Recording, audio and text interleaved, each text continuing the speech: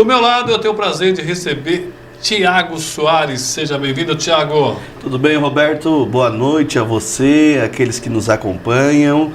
Prazer estar aqui com você mais uma vez, discutindo, debatendo.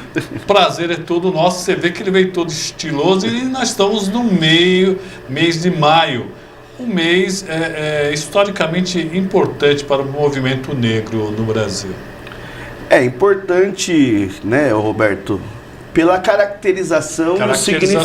O significado dessa data do dia 13 de maio. Primeiro a gente parte que a abolição, a gente denomina como abolição inacabada, ela é fruto de luta dos povos africanos escravizados aqui no Brasil. Não foi uma dádiva da princesa Isabel, não foi um presente. Havia uma pressão externa, econômica, inclusive, e tinha também muitas lutas internas no Brasil, negros e negras que lutavam pela sua liberdade, onde culminou com a liberdade. Mas o debate principal, Roberto, que a gente faz do dia 13, na verdade não é o dia 13. O dia 13 foi importante, mas o mais importante e que caracteriza as diferenças que nós temos na nossa sociedade é o dia 14. Ninguém discute o dia 14 de maio. Por quê? Porque o que aconteceu, Roberto, no dia 14 de maio? O que aconteceu no dia 14? Dia 14 de maio, você coloca a maioria, o dia depois, né? O dia da tão sonhada liberdade, o day after. O que acontece? A maioria da população que residia nesse país, ela é colocada para fora, ela é jogada às margens, ela é jogada à sarjeta da história. Ao contrário da imigração, né, dos europeus, por exemplo, onde você garantia terra, onde você garantia umas condições mínimas para industrializar o país, os povos africanos que eram escravizados aqui, né, e é bom lembrar, são 350 anos, Roberto, de escravização aqui no Brasil, que aconteceu. Então é 3 séculos e meio de trabalho forçado, de sequestro, trazer pessoas de origens diferentes do continente africano. É bom dizer que quando fala África, África não é um país, África é um continente onde é composto por diversos países. Olha que interessante, eu estava assistindo ontem a Netflix, eu não sei se pode falar, mas fiz o jabá sem querer. Eles lançaram, que até deu uma repercussão internacional, uma série chamada da Cleópatra, contando a história dela, né? E teve uma crise no Egito, principalmente, porque o diretor colocou uma atriz negra para representar.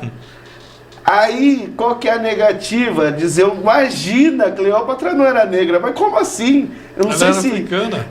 Vocês que conhecem o continente africano, o Egito fica na África, no norte da África. É verdade que faz a divisa ali com a Europa, mas é um país africano, do continente africano. Então, assim, no máximo, a Cleópatra poderia ser como você, parda, no máximo.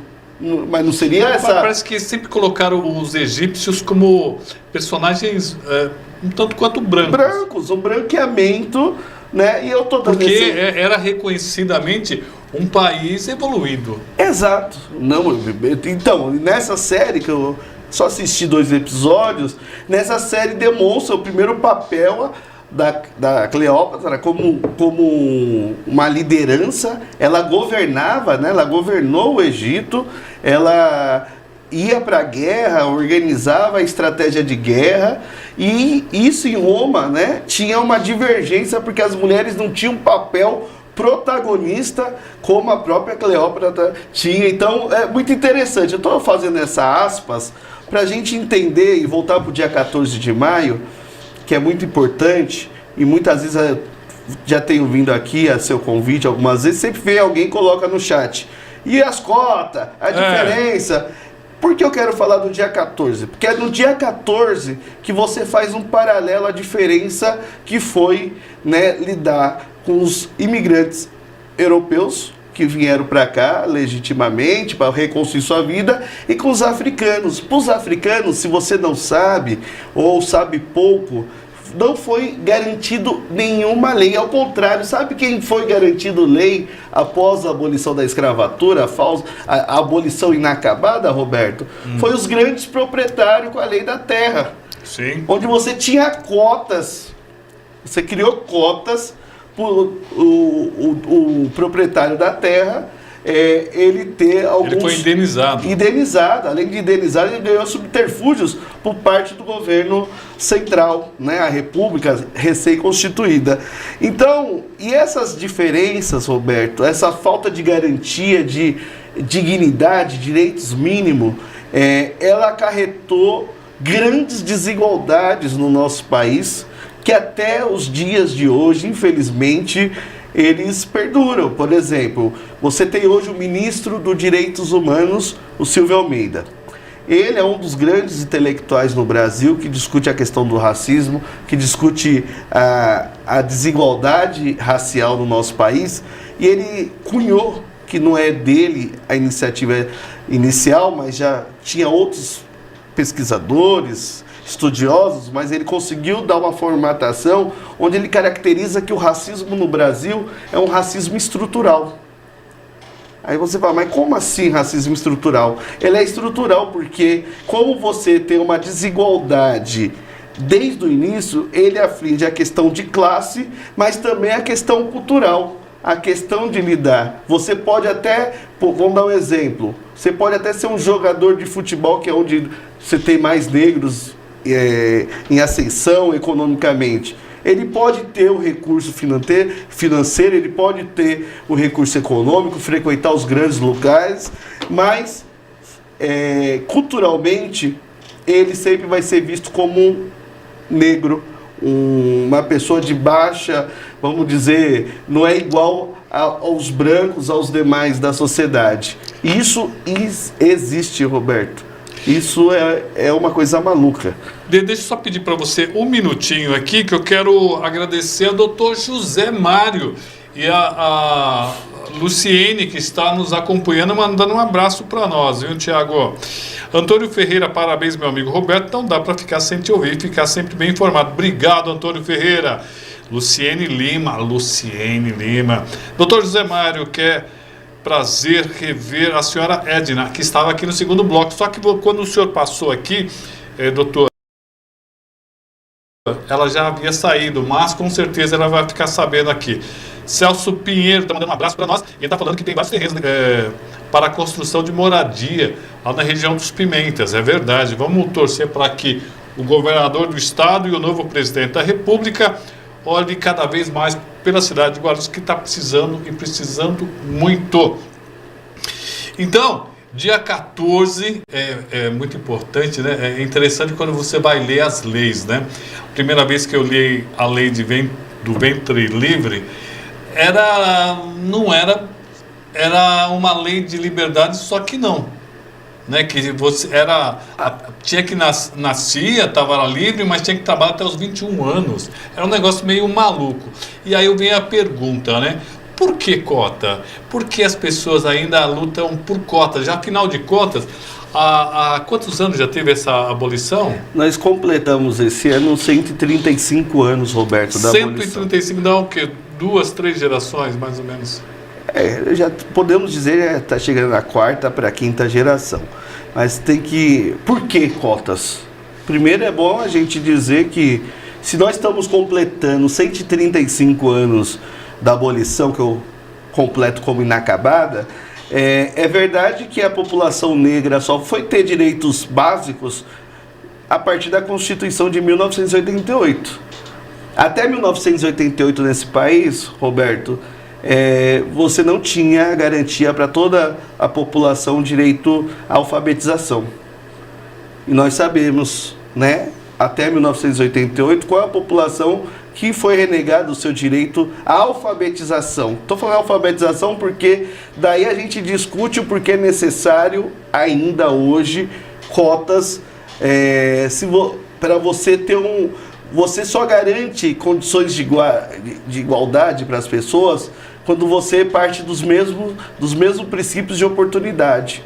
O que acontece é que nós temos uma sociedade desigual. São 350 anos de escravatura e depois mais 100 anos para garantir o direito básico à educação, como eu vou dizer que essa população, que é a sua maioria do nosso país, ao contrário dos Estados Unidos, que é de onde veio a proposta de cotas, a população afro-americana ela é minoria nos Estados Unidos, é em torno de 15 a 20% da população. Aqui no Brasil nós estamos falando de 56%, aguardando o novo IBGE, que provavelmente pode ampliar um pouquinho mais essa margem. Então nós estamos falando da maioria da população. E quando você vai analisar os espaços de poder, por exemplo, o Congresso Nacional, por exemplo, o Judiciário, ou você vai nas universidades públicas, mas não nas universidades públicas, no curso de Medicina, no curso de Engenharia, você vê o inverso. Ao contrário, nem o inverso. Você vê essa maioria da população, podemos dizer assim, subrepresentada. Por quê? Vem aumentando. Vem aumentando. E vem aumentando por quê? Por quê? Porque hoje nós temos políticas afirmativas. As cotas é uma política afirmativa. É uma política que você garante. Eu lembro na década de 2000, Roberto, quando começou esse debate com mais fervura sobre as cotas, muitos diziam, inclusive um conhecido, né, o Ali Kemel, da Globo, dizia que se houvesse uma política de cotas, o ensino público, principalmente, a qualidade iria cair. E ao contrário, mostrou que a política de cota melhorou a qualidade de ensino. Os cotistas têm um desempenho igual ou melhor do que os alunos que entram pelo caminho natural. Você quer dizer que eu quero cotas para o resto da vida? Não, mas eu quero cotas enquanto for necessário. Enquanto a gente não tiver uma educação e um sistema que garanta a igualdade de oportunidade, sabendo de onde cada um parte, eu vou defender cotas. Eu acho que cotas é necessário. E eu estou muito feliz, porque assim, Roberto, a gente hoje já começa a ver nas universidades, ninguém não chegou negros e negras. Eu sou o primeiro jovem não, já fui jovem, mas na época jovem que fui formado, tive um curso universitário da minha família, dos meus familiares. Então isso é muito simbólico. Eu também fui o primeiro, não foi, Matheus? Acho que eu fui o primeiro, né? O Ricardo foi depois de mim.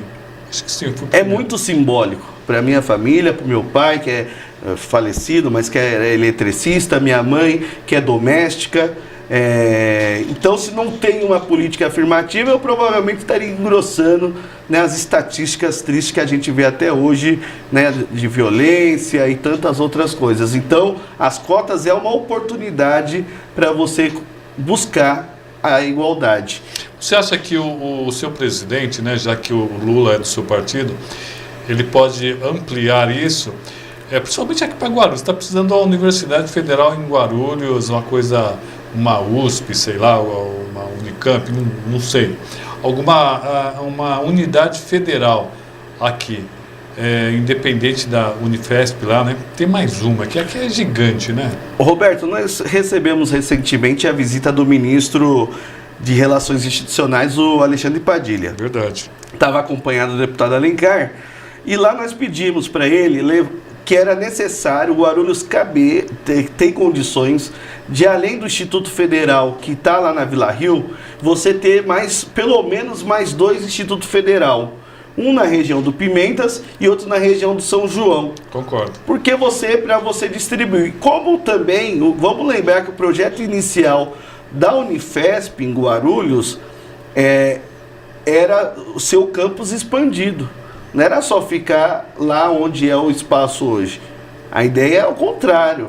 A ideia era ser o espaço expandido, fazendo conexão com o Hospital dos Pimentas, porque a ideia é levar o curso de medicina para lá. Eu sei porque eu fiz parte dessa luta. Briguei pra caramba para ter o instituto, para ter a Universidade Federal lá no Pimentas. E também acho que cabe sim a gente brigar. Nós temos que brigar e ir atrás do governador para ter um campus da USP ou da Unesp, que seja, aqui na cidade de Guarulhos. Olha o tamanho, nós estamos falando da segunda cidade do estado de São Paulo. Agora eu estou feliz, Roberto, já que você tocou no meu presidente, nosso presidente da República, Lula. Rapaz, você viu, Guarulhos vai receber, só pela essa lei Paulo Gustavo, na área da cultura, Esse ano, Roberto, uma boa grana. 9 milhões e 800 mil reais, quase 10 milhões. E eu estava olhando, sabe qual é o orçamento hoje da Prefeitura para a área da cultura? 5 milhões, Roberto. Só o governo Lula está trazendo para Guarulhos, só pela lei Paulo Gustavo, 9 milhões. E eu tenho uma novidade. A lei Aldir Blanc, que é uma outra conquista do setor de cultura, é mais 9 milhões de reais. Então nós vamos sair aqui de Guarulhos de um orçamento de 5 milhões de reais para 23 milhões de reais. É muito dinheiro. Claro que a briga do setor cultural é que a gente chega um dia a 1% do orçamento municipal. Mas eu quero deixar isso registrado. Eu acho que é uma boa conquista para a cidade, né, ter esse recurso. Vamos torcer que os gestores, né, façam um bom uso desse recurso, né, dê atenção, porque cultura. A gente fala muito de violência, Roberto. Muito violência. E uma lógica de mais GCM, que é importante sim, cumpre um papel.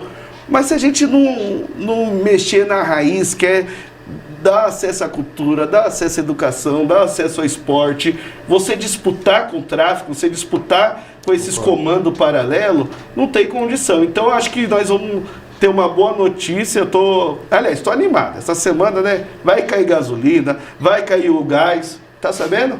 Não, tô não. O gás vai cair 15 reais essa semana.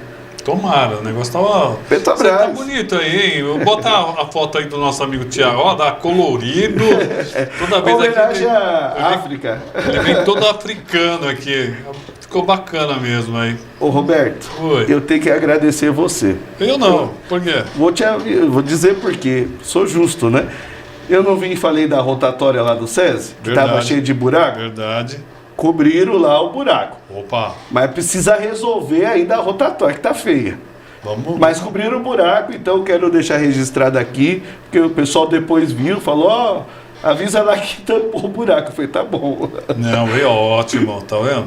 Tem aqui, a gente tá também ajudando a tapar buraco aqui. É importante cada ato. Afinal de contas, a gente não mora no Brasil, a gente mora em Guarulhos. Na cidade. Na cidade, né? Não é no estado, não é na nação. É no município. E eu acho extremamente importante. Falando, deixa só um minutinho aqui. Eu só quero registrar aqui que o PL de Guarulhos tem uma nova direção, que é o ex-vereador Moreira. Olha só, o Avante foi para a mão do Padeiro, vereador Padeiro, lá ex-vereador, né? Ramos da Padaria. E o MDB deve cair lá para a mão da Fran Correia. E olha só, hoje, nossa, é que eu esqueci de mandar a foto aí para a Aninha. Aninha, tenta achar minha foto no Facebook, que eu fiz uma foto do Eloy, ele estava parecendo um agente secreto. Lá ele se encontrou com o Maurício Brinquim e eu também acabei me encontrando com a ex-vereadora Adriana Afonso. Aí já foi uma coisa, parece que o pessoal já está se movimentando muito para as eleições 2024. E você, vai se movimentar para 2024 ou não? Eu acho que, primeiro assim, né, nós estamos muito preocupados em construir uma síntese dentro do PT, da chapa majoritária, né, e você está relatando aqui para nós, que bom, né, ver o que o ex-prefeito Eloy e o líder da bancada, o vereador Brinquim, estão conversando. Temos o deputado Alencar, né, para dizer as três figuras principais, mas tem outras também, se movimentando. Então a tarefa inicial é garantir uma candidatura forte, né, com um grande arco de aliança. Não é uma candidatura do PT, vai ser uma candidatura da base de sustentação do governo Lula aqui na cidade, porque Guarulhos vai ser a principal cidade do PT no estado de São Paulo, que nós vamos disputar com candidatura na cabeça de chapa. Então nós temos que ter responsabilidade.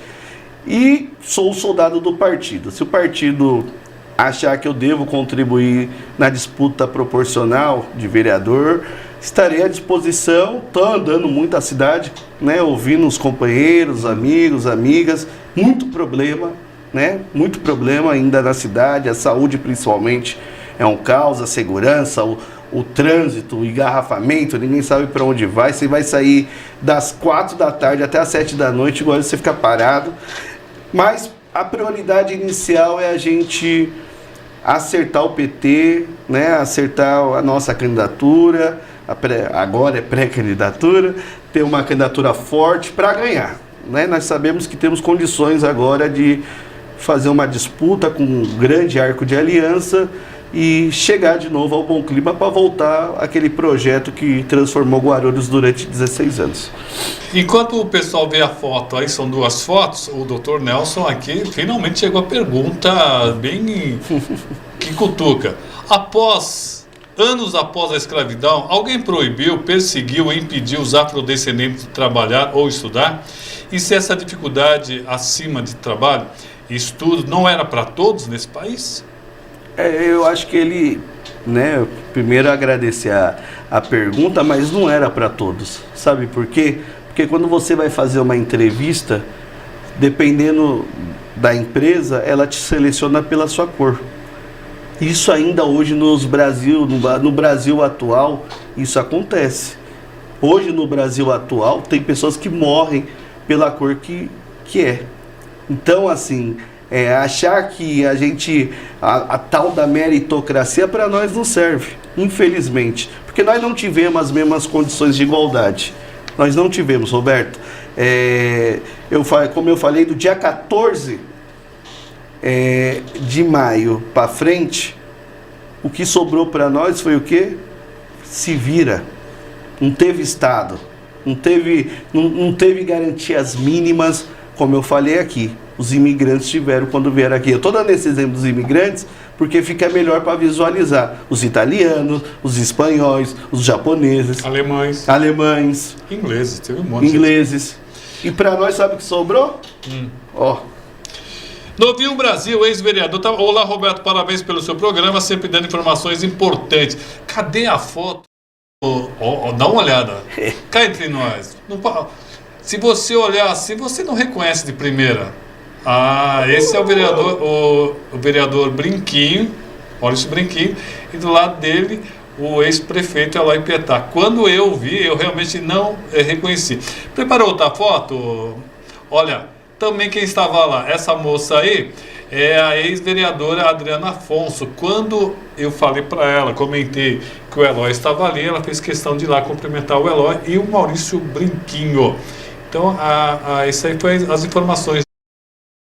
Nós vamos preparar informações importantes do que aconteceu nos últimos 7 dias. Essa semana aí, né? Vamos ver se a gente faz em 2 dias, viu, Matheus? O caderno 2. Agradecer ao meu amigo Tiago Soares. Quem quiser falar com o Tiago, discutir, como é que acha o Tiago? @Tiago TI, tá, gente? Tiago Soares de Oliveira, tá bom? Sem H. Sem H, TI. Muito bem, obrigado. Roberto, eu que agradeço você pelo convite, estou à disposição para discutir nossa cidade, mas também temas, né, que parece que são, né, nacionais, mas que passa aqui pela nossa cidade, até porque somos a porta de entrada do mundo, né?